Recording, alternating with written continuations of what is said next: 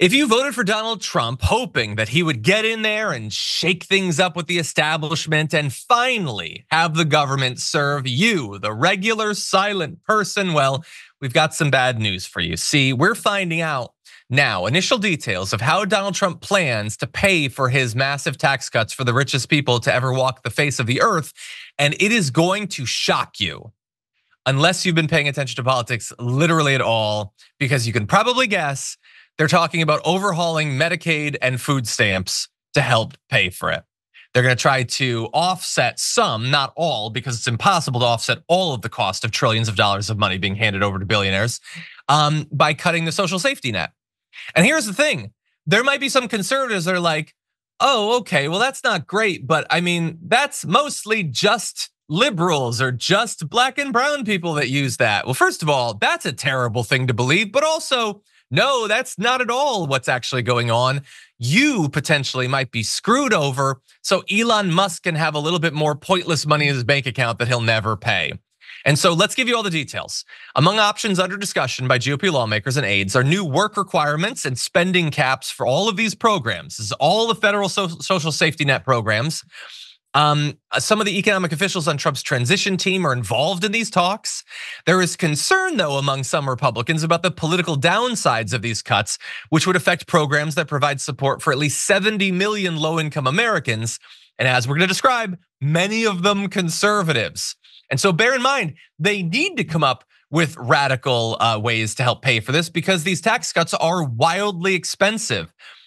Extending the provisions that are about to expire of the original Trump tax cuts would add more than $4 trillion to the national debt, which is already nearing $40 trillion. And that's not including all the additional tax cuts that he promised as a cynical ploy to win the election. And so they're also talking, by the way, about hurting food stamps, food stamps in making it so that it no longer goes up with inflation. Again, screwing over people who are already barely getting by. And so we'll give you the numbers on party ID and everything. But Daria, what do you make of this plan? Sorry, guys, my doorbell's ringing if you hear that in the back. But I think this plan is not surprising. John, if you read Project 2025, and honestly, I think a lot of his supporters did not, this would be a good time for you guys to go and read it because it said all of this. They said how they were going to help the rich and basically dismantle the poor more than they already are. So none of this is surprising. This is Donald Trump's MO. This is Elon Musk's MO. This is all the billionaires who supported him. This was their motive and they're getting exactly what they asked for. Now, I do kind of feel bad for, some of his low income supporters, but again, you voted for this, you welcomed it, and we tried to tell you.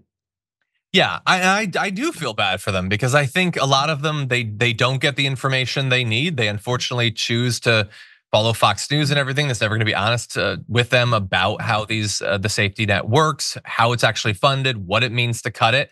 So we'll just throw out some numbers. So according to the most recent information we were able to find, 6.8 million white households receive SNAP benefits. It's the most common type of household by racial demographics that receive them.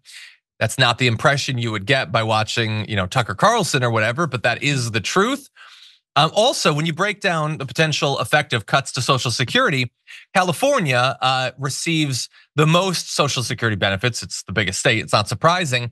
But Florida and Texas are number 2 and number 3. And so when you cut those programs, and they're promising to do so, it's Florida and Texas Republicans who are going to be bearing the brunt of that more than almost anyone else. And by the way, they're talking about cutting Medicare. The percentage of different groups receiving Medicare, it is 81.3% white. And look, I know they've been convinced that socialism is bad and socialized healthcare and everything, but they're using the programs that the Republicans are talking about cutting. And we'll keep covering this as they pass these cuts, as the effect of this cut start to come in.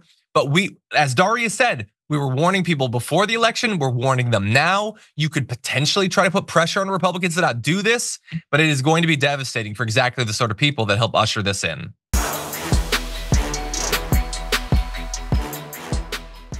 Thanks for watching our video. Did you know that you can support our show by becoming a subscriber? Just click the subscribe button and also ring the bell so that you get notifications when we're live or when we post new content.